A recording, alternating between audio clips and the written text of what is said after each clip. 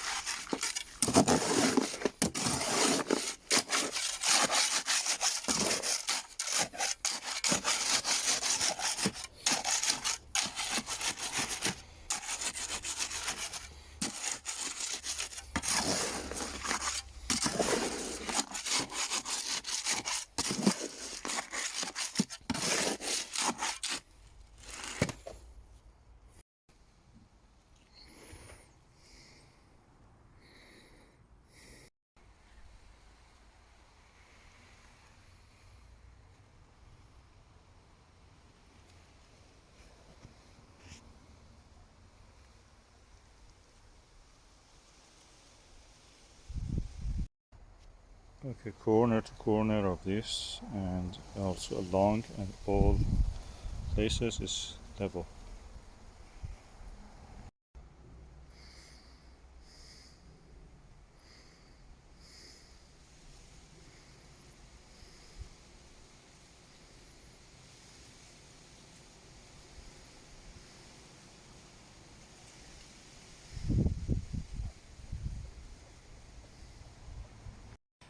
Okay, next is to fill the gaps here, there, and there.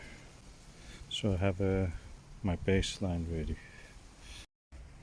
So we had a good day of rain yesterday, and now concrete is set, ready as the base for the wall blocks. So we continue on the building of a short retaining wall.